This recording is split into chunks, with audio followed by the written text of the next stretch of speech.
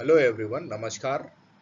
I am doctor Rakesh Chaure और आज मैं आपको एनालिटिकल केमिस्ट्री के इंट्रोडक्शन के बारे में बताऊंगा। एनालिटिकल केमिस्ट्री जिसमें हम एक्सपेरिमेंट से रिलेटेड चीज़ें पढ़ते हैं। एनालिटिकल केमिस्ट्री केमिस्ट्री की एक ऐसी ब्रांच है जहां हम एक्सपेरिमेंट से रिलेटेड अपैरेटस, टूल्स, ग्लासवेयर्स का उपयोग करते हैं। जैसा कि आप यहाँ डायग्राम में देख सकते हो कि यहाँ हमने ग्लासवेयर्स भी दिख रहे हैं। यहाँ पे आपको conical flask, round bottom flask, test tubes और साथ ही आपको यहाँ पे इंस्ट्रूमेंट्स भी दिख रहे हैं।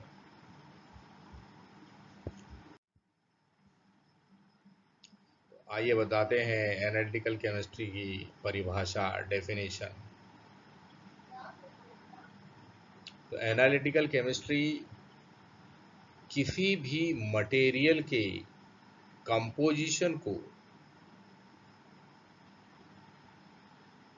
डिटरमाइन करने की का विज्ञान है, जो कि उसके एलिमेंट्स या कंपाउंड कंटेंट्स के आधार पर डिटरमाइन किया जाता है। तो एनालिटिकल केमिस्ट्री की परिभाषा है कि कोई भी मटेरियल है, उसको उसके एलिमेंट या कंपाउंड कंटेंट के आधार पर यदि डिटरमाइन किया जाए तो उसको डिटरमाइन करने का जो विज्ञान होगा वो कहलाएगा एनालिटिकल केमिस्ट्री, जिसमें मैटर के केमिकल कैरेक्टराइजेशन, जिसमें कि क्वालिटेटिव और क्वांटिटेटिव डिटर्मिनेशन भी शामिल है होगा।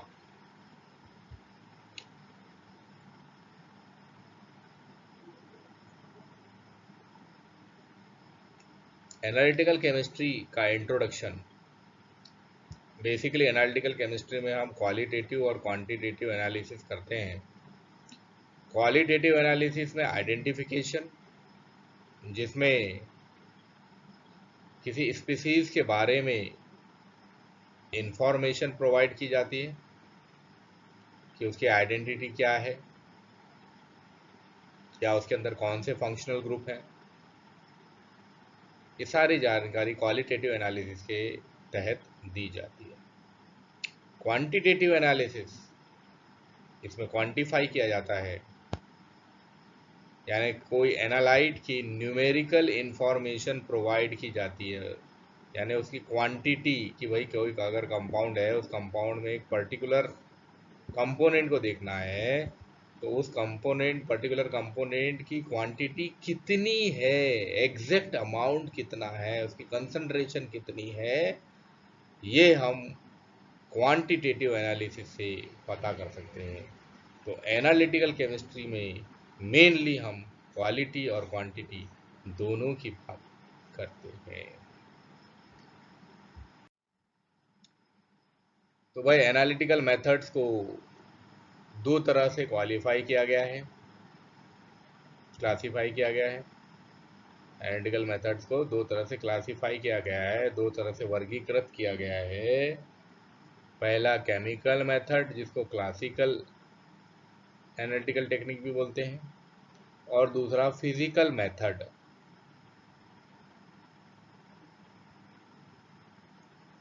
जिसको इंस्ट्रूमेंटल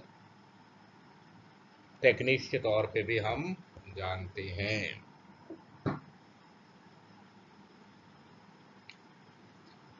तो एनालिटिकल केमिस्ट्री को दो तरह से, या एनालिटिकल मेथड्स को दो तरह से क्लासिफाई किया है, क्लासिकल केमिकल मेथड और फिजिकल मेथड। तो एनालिटिकल मेथड्स को थोड़ा सा और डीप से जानते हैं कि भाई ये क्लासिकल मेथड क्या होती है और इंस्ट्रूमेंटल मेथड क्या होती है।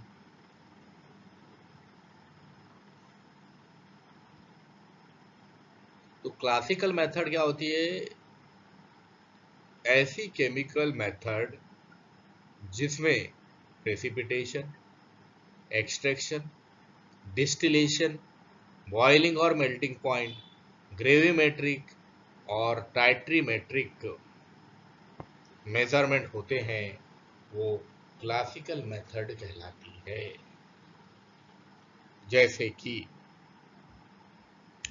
आप इस डायग्राम को देखें, इस डायग्राम में 3 टेस्ट ट्यूब्स हैं। एक टेस्ट ट्यूब के अंदर सॉल्यूशन है। सॉल्यूशन का मतलब जिसमें सॉल्यूट जो है सॉल्वेंट के अंदर फॉर्मली मिक्स्ड हो जाता है, जैसे शुगर और वाटर का सॉल्यूशन, जिसमें शुगर आपको दिखाई नहीं देगी। क्यों? क्योंकि वो डिसॉल्व हो चुकी है वाटर के अंदर, वो कहलाएगा सॉल्यूशन। लेकिन कुछ कंपोनेंट सॉल्वेंट में डिसॉल्व नहीं होते हैं और वो सस्पेंडेड पार्टिकल के रूप में वाटर में, अगर वाटर सॉल्वेंट है तो वाटर में यहाँ वहाँ तैरते रहेंगे। ऐसे सॉल्यूशन को सस्पेंशन कहा जाएगा, जिसमें कि सॉल्यूट घुलता नहीं है। एक सॉल्यूशन ऐसा होगा जिसमें सॉल्वेंट से सॉल्यूट तो घुल जाएगा, लेकिन फिर भी थोड़ा सॉल्यूट जो है, एक्स्ट्रा अमाउंट है जो है सॉल्यूट का, वो नीचे बेस पर बैठ जाएगा, जिसको हम बोलेंगे प्रेसिपिटेट। तो ये जो प्रेसिपिटेशन है ये क्लासिकल मेथड है। एक्सट्रैक्शन, ये दूसरा डायग्राम आप देखें, ये वाला, इसमें आप देखें ए बी और सी 3 आपको फिगर दिखाई दे रहे हैं, जिसमें सॉक्सलेट लगा हुआ दिखाई दे रहा है। ये यानी यहाँ पे क्या हो रहा है? एक्सट्रैक्शन हो रहा है। एक्सट्रैक्ट यानी पत्तियों को निचोड़ के उसमें से क्लोरोफिल निकाल दिया जाए, एक्सट्रैक्ट, या उसमें से जेंथोफिल निकाल दिया जाए, एक्सट्रैक्ट। इस प्रोसेस को बोलते हैं एक्सट्रैक्शन, निचोड़ के उसमें से और कंपाउंड को बाहर निकाल देना, एक्सट्रैक्शन। तो ये सॉक्सलेट्स हैं जो कि एक्सट्रैक्शन में यूज होते हैं। फिर आता है डिस्टिलेशन। तो ये अगला वाला आप देखें, ये वाला, कि यहाँ पे देखिए किस तरह से डिस्टिलेशन हो रहा है। डिस्टिलेशन का मतलब क्या हो रहा है कि कंपाउंड जो कि एक मिक्सचर है 3 अलग अलग लिक्विड्स का, या सॉलिड भी हो सकते हैं इसके अंदर, जो डिसॉल्व होंगे सॉल्वेंट के अंदर, उनको हीटअप करके और उनको बॉइलिंग पॉइंट तक ले आ रहे हैं। जिसका बॉइलिंग पॉइंट पहले आ जाएगा वो वेपराइज होकर और इस ट्यूब के माध्यम से दूसरे जो राउंड बॉटम फ्लास्क है वहां पहुंच जाएगा। तो जिसका बॉइलिंग पॉइंट ज़्यादा होगा वो उतना धीरे इवोपरेट होगा, जिसका बॉइलिंग पॉइंट कम होगा वो उतने जल्दी इवोपरेट होकर और सेपरेट आउट हो जाएगा।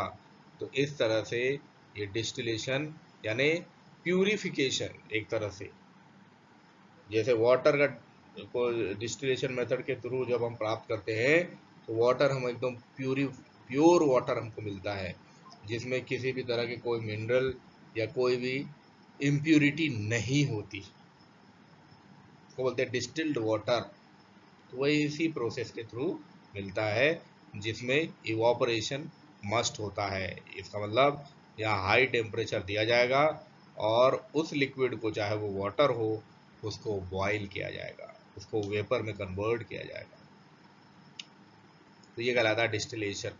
बॉइलिंग और मेल्टिंग पॉइंट, तो देखिए बॉइलिंग और मेल्टिंग पॉइंट दोनों अलग अलग चीज़ें हैं।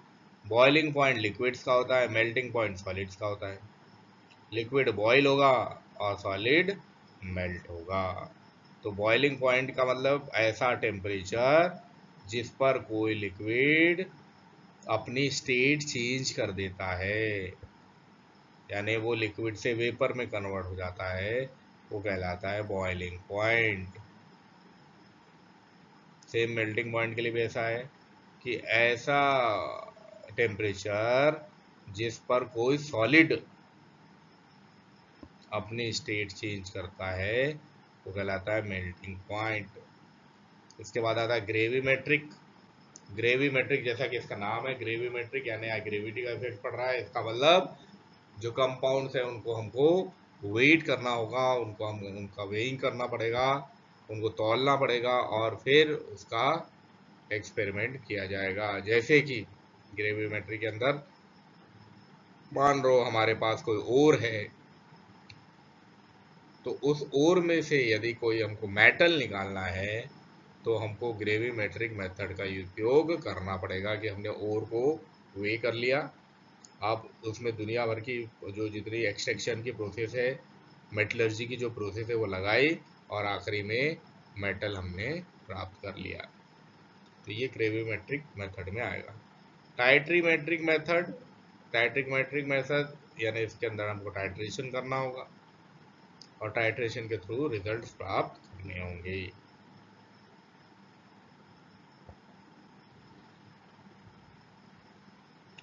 तो ये सारा कुछ जो है, ये सारा कुछ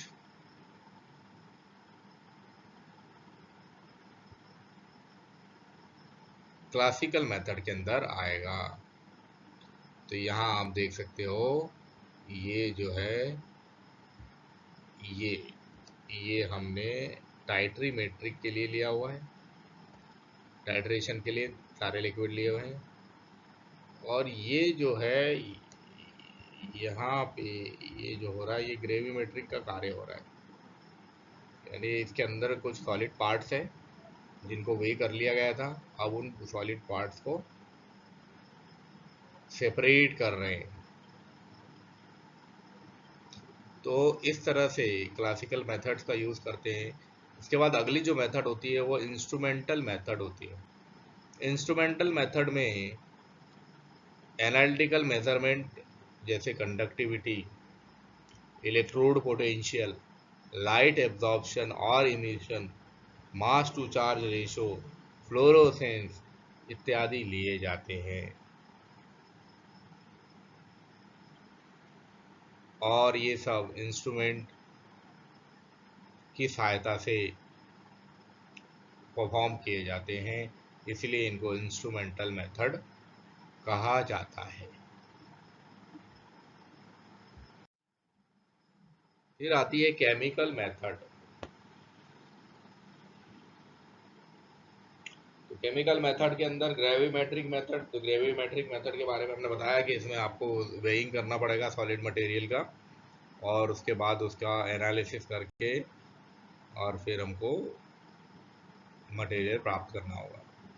वॉल्यूमेट्रिक, देखो दो केमिकल मेथड के अंदर दो चीज़ें, ग्रेविमेट्रिक और वॉल्यूमेट्रिक। ग्रेविमेट्रिक में हम सॉलिड कंपोनेंट लेते हैं, कंपाउंड लेते हैं, जबकि वॉल्यूमेट्रिक में हम लिक्विड कंपाउंड लेते हैं। तो जितने भी टाइट्रेशन है, जितने भी तरह के टाइट्रेशन है, acid base titration, oxidation reduction titration, precipitation titration,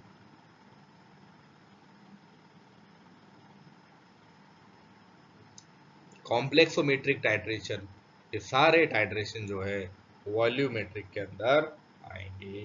तो अगर आप लैब में कोई टाइट्रेशन कर रहे हैं तो आप बोलेंगे कि हम वॉल्यूमेट्रिक एनालिसिस कर रहे हैं।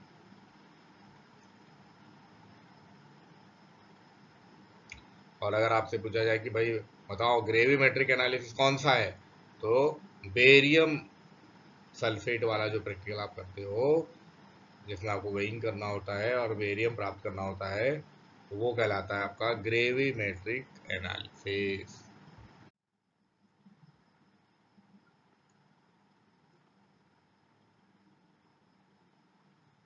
तो आइए बात करते हैं इंस्ट्रूमेंटल मेथड्स की, जो कि फिजिकल मेथड भी कहलाती है। इंस्ट्रूमेंटल मेथड में तीन तरह की मेथड्स यूज होती है, ऑप्टिकल मेथड, इलेक्ट्रोकेमिकल मेथड और मिसलीनियस मेथड्स। तो ऑप्टिकल मेथड्स पहले देख लेते हैं कौन कौन सी है। ऑप्टिकल मेथड में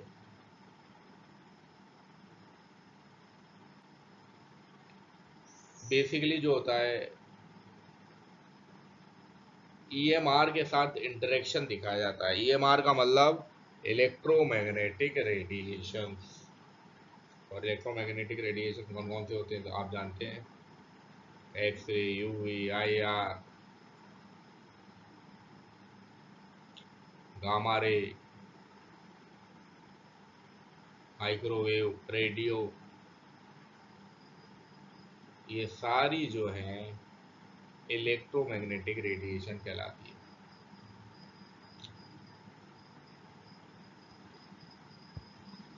तो ऑप्टिकल मेथड, ऑप्टिकल का मतलब क्या हो गया, जिसमें हम जो हमारा देखने का काम हो, जिसमें ऑप्टिकल, जिसमें लाइट की जरूरत पड़ती हो, ऑप्टिकल मेथड। तो इसमें जो ऑप्टिकल मेथड में पहले हो जाती है एब्जॉर्प्शन ऑफ ईएमआर। पहला हो जाता है एब्जॉर्प्शन ऑफ ईएमआर, यानी इलेक्ट्रोमैग्नेटिक रेडिएशन का एब्जॉर्प्शन। तो इलेक्ट्रोमैग्नेटिक रेडिएशन का एब्जॉर्प्शन किस किस जगह होता है, तो वो होता है यूवी में, आईआर में, एनएमआर में और एक्सरे में। तो यूवी और विजिबल में तो यूवी विजिबल ही रहेगी, आईआर में आईआर रेडिएशन रहेगी, एनएमआर में रेडियो वेव्स रहेंगी।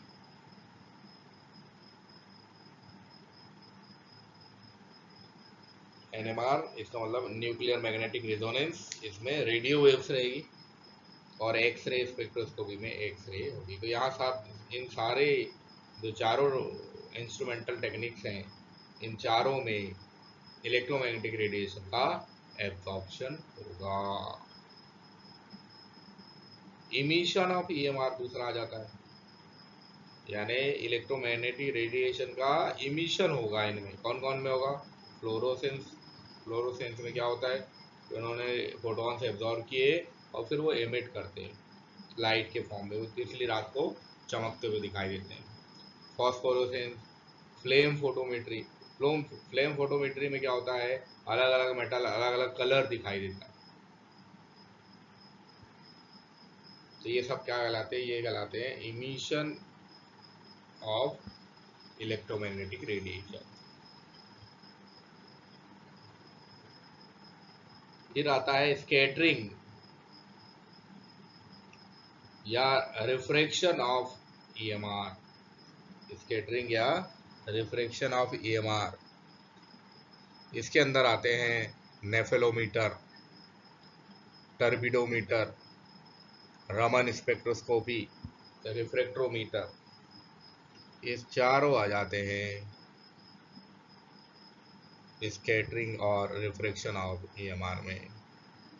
फिर आता है रोटेशन ऑफ ईएमआर।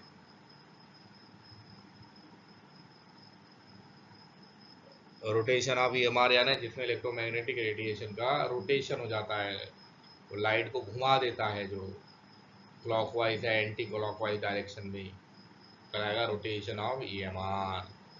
और ये इसमें आता है पोलेरीमीटर।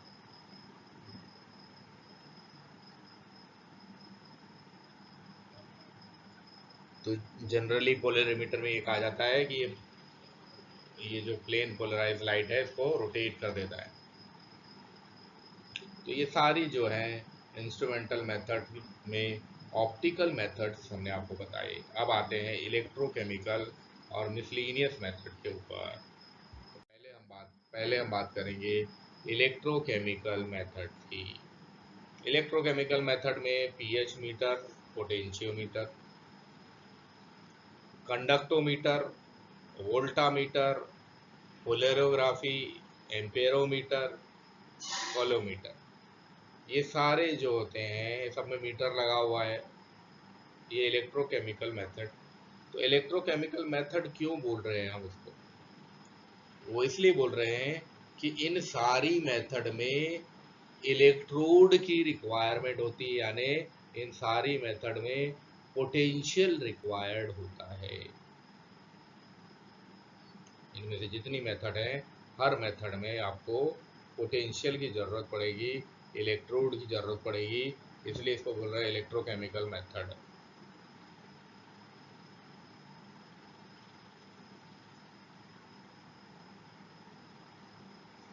जैसे आपने पढ़ा होगा इलेक्ट्रोकेमिकल सेल। इलेक्ट्रोकेमिकल सेल का मतलब ऐसा सेल जो केमिकल एनर्जी को इलेक्ट्रिकल एनर्जी में कन्वर्ट करता है। ऐसा सेल किसके द्वारा कन्वर्ट करता है? इलेक्ट्रोड्स के द्वारा। इलेक्ट्रोड कौन से होते हैं? कैथोड और एनोड। वैसे ही यहाँ पे भी इलेक्ट्रोड होते हैं, पर यहाँ कैथोड और एनोड नहीं रहेंगे, यहाँ अलग टाइप के इलेक्ट्रोड रहेंगे, जैसे calomel electrode, saturated hydrogen electrode, इस तरह के इलेक्ट्रोड इसमें दिखाई देंगे। अब मिसलिनियस मेथड्स में thermometric analysis DSC, thermometric analysis के अंदर आता है डीएससी, और थर्मोग्रेविमेट्रिक एनालिसिस मिसलिनियस मेथड्स में आती हैं। ये सारी जो है एनालिटिकल केमिस्ट्री की मेथड्स है। अब अगर किसी सैंपल का डिटेक्शन करना हो तो हम कौन सी टेक्निक यूज़ करें? इसके लिए हमको सैंपल का साइज देखना होता है। अगर सैंपल का साइज 100 मिलीग्राम से ज़्यादा है तो उसको मेसो मेथड के थ्रू हम डिटेक्ट करेंगे, एनालाइज करेंगे। यदि सैंपल का साइज 10 से 100 मिलीग्राम है, यानी वो सेमी माइक्रो मेथड के थ्रू डिटेक्ट होगा। और यदि सैंपल का वेट 1 से 10 मिलीग्राम है तो वो माइक्रो मेथड के थ्रू एनालिसिस होगा।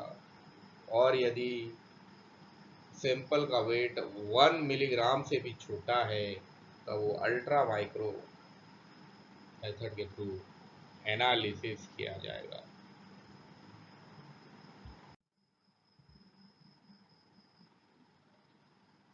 एनालिटिकल केमिस्ट्री में बहुत सारे अलग अलग एरियाज होते हैं जहाँ पे एनालिटिकल केमिस्ट्री इन्वॉल्व होती है, जहाँ एनालिटिकल केमिस्ट्री का प्रयोग होता है। जैसे क्लिनिकल एनालिसिस, जैसे ब्लड सैंपल्स का, यूरिन का, इन सब का अगर एनालिसिस करना हो तो वो एनालिटिकल केमिस्ट्री के अंदर ही आएगा, ताकि बीमारियों को पता चल सके, बीमारियां डायग्नोज कर सके। तो क्लिनिकल एनालिसिस। फार्मास्यूटिकल एनालिसिस, तो ये फिजिकल प्रॉपर्टीज को स्टेब्लिश करने में, टॉक्सिसिटी, मेटाबोलाइट्स, क्वालिटी कंट्रोल, यहाँ एनालिटिकल केमिस्ट्री का उपयोग होता है। एनवायरमेंटल एनालिसिस, यहाँ पॉल्यूटेंट्स, सॉइल और वाटर एनालिसिस, पेस्टिसाइड्स, यहाँ पे एनालिटिकल केमिस्ट्री का उपयोग होता है। फॉरेंसिक एनालिसिस, क्रिमिनोलॉजी से related analysis, DNA fingerprinting, fingerprint detection, blood analysis, ये सब फॉरेंसिक एनालिसिस के अंदर आते हैं। Industrial quality control,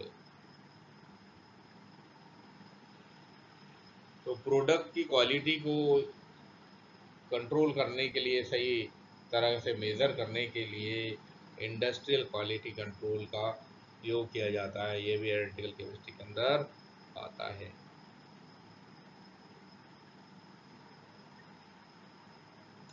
bio analytical chemistry and analysis, इसके अंदर बायोलॉजिकल कंपोनेंट जैसे DNA, RNA, protein, carbohydrate, metabolites, इन सब का एनालिसिस और डिटेक्शन किया जाता है।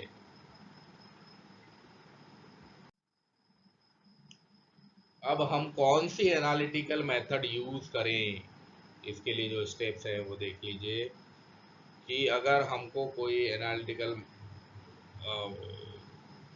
मेथड यूज़ करना है तो हम क्या करेंगे, सबसे पहले हम कोई एनालिटिकल मेथड चूज करेंगे, सिलेक्ट करेंगे, और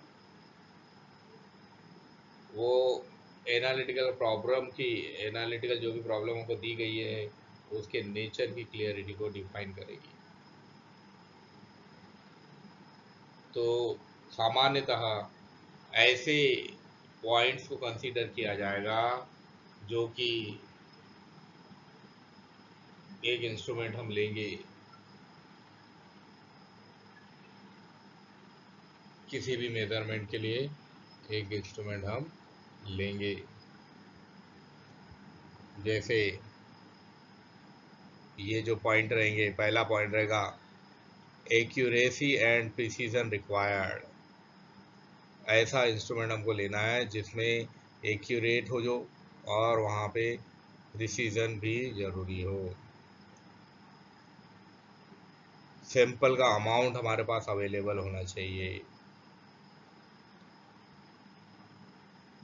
एनालाइट की कंसंट्रेशन रेंज होनी चाहिए कि हमको कितना मिलीग्राम लेना है या कितना माइक्रोलीटर लेना है।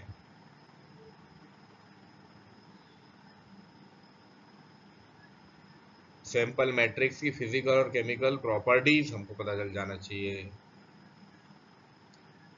उस मेथड में हम कितने नंबर ऑफ सैंपल्स एनालाइज कर सकते हैं एक बार में, ये हमको पता होना चाहिए। वो जो इंस्ट्रूमेंट है वो फास्ट होना चाहिए, प्रोसेस बहुत इजी होना चाहिए, और कॉस्ट में भी वो कम होना चाहिए।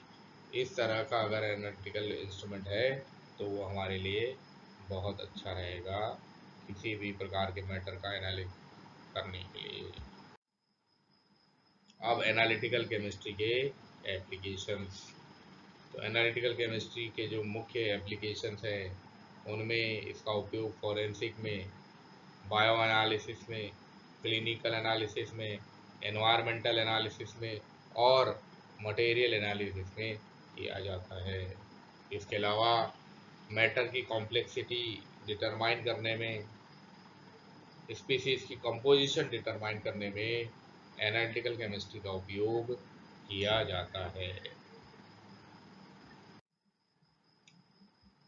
तो ये सारा कुछ एनालिटिकल केमिस्ट्री के बारे में था। आई होप आपको समझ में आया होगा।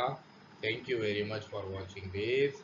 और मेरी आपसे रिक्वेस्ट है कि आप चैनल को सब्सक्राइब करें, वीडियो को लाइक करें, शेयर करें और कमेंट करना ना भूलें। धन्यवाद।